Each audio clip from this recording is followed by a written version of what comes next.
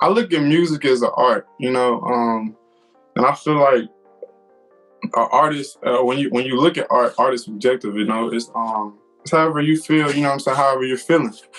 And I feel like when people ask me, are you a rapper, are you a singer? And I respond, I'm an artist, you know, they kind of like look at me, I'm like, you know, artist does what they feel, you know what I'm saying? They don't put their stuff into a rap category or a singing category. They just make music they like. And some days I might feel like I want to make a song with some trap beat in it. Or someday I might want to make a song that just got a guitar, you know. And that goes from me like studying artists like, you know, from the Polo G's to the Post Malones to the Justin Bieber's. Like one of my favorite songs was Love Yourself. And that song is just melody and him singing. And that's kind of like where I got my inspiration from, like Love Comes and Goes and like. So I got some other songs that's not released that's kind of like that, but you know, it's just based on, like I was telling you earlier, my music are my raw emotions. You know, some days I might be sad, some days I might be happy, some days I might be turned up, some days I might be like, fuck the world, you know.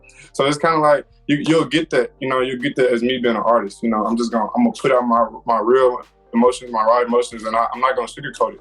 And that's kind of how I go when I'm in the studio. Like when I get behind the beat, I'm like, bro, let me keep this as genuine as possible. Because like the best compliments that I ever get about my music aren't like, your music is fire, your music. I love those comments, but the best compliments I get about my music is that I'm helping somebody through something.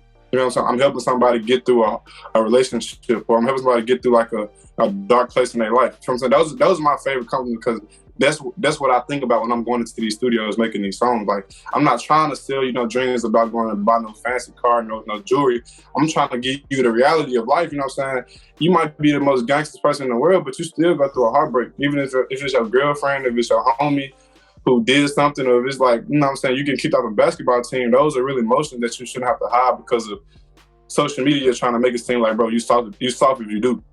Nah, bro, like, you know what I'm saying? It's all right, it's okay, you know what I'm saying, to like go through certain stuff. You know what I'm saying? So that's kind of what my music, that's kind of how I go about making my music when I'm in the studio. Like, I want to be as genuine, as honest as possible.